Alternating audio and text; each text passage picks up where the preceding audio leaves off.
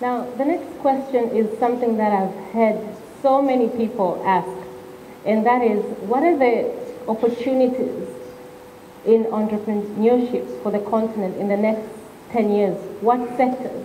What are the places to invest in? What should the young people look for when they're looking for business investment portfolios?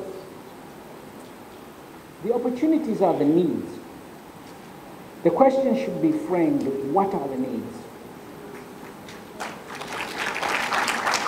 What are the needs? Because if we reach for the needs and not for the money will take care of itself. Bill Gates didn't get up and say, I want to be a billionaire. He saw a need. He's my generation, and I remember the battle we were having on software. How are we going to get computing to the mass? When I went to engineering school, only engineers could be allowed into the computer room of a university, because every one of you was considered, you break it. You know, but today he attacked the needs. If you attack, so the opportunities, it's not a sector thing. The greatest opportunity is when you respond to a need, leveraging on your skill and know-how. And stay the course in that area.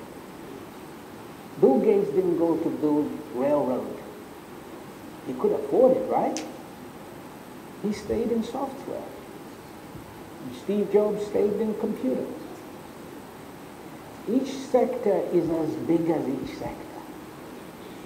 If you are into agriculture, it's as great an opportunity as telecommunications. If we say, which is the bigger business? Should we be in telecommunications or should we be in supermarkets? Which is bigger? Well, Walmart is the world's biggest company by sales, and it's a supermarket. Isn't it? Does it mean I should be in social media? No, not so. I'm a telecoms guy. I used to call myself a plain old telephone engineer. Okay? Because that's what I do. But because I do it every day, if you try and come in, I'll eat your lunch. Okay? So, that's the best way to approach it. When you put it like that, and we're to look around us, we are surrounded by needs, right? So let's get cracking. Well, last year you wrote a series on in your Facebook page called Eagle in the Storm. And that was about how eagles actually hunt during storms, how they don't just hunker down in a tree and wait for the storm to pass. So in your journey, what would you say was your storm moment, and how did you navigate from it, and what were the key lessons from that storm? When I wrote the Eagle in a Storm series, I was also warning you about the storm. Okay? I was looking at the numbers. I was looking at Nigeria's numbers. I was looking at South Africa's numbers.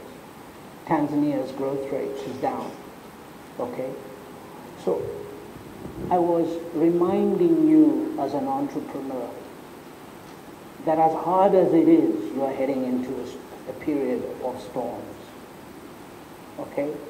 I see this period, it's a period also of correction. So sometimes when you've had a period of dramatic growth, take Tanzania, you've been amongst the world's top 15 growth economies for a decade or so. Okay? But there are storm clouds. Some of them are global, some of them are national. Okay? We see in economies we get these storm clouds. The farmer looks up and he says, oh my goodness, We're going to have a drought, right? Or it's not going to rain.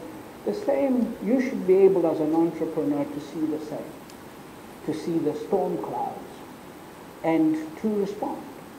But I also wanted to remind you that the entrepreneur is like a soldier.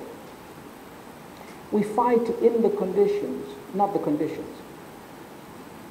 A soldier doesn't wake up and say, goodness, it's raining. I'm not fighting today, Captain. You fight. You take the conditions that you are dealing with. The eagle is an incredible bird because it's so tuned to fighting, to hunting in the storm. It's the only bird out there in the storm. And it has found a way to leverage that position. So in this situation, like in all these kind of situations, some of the greatest companies in the world, do you know when they emerged?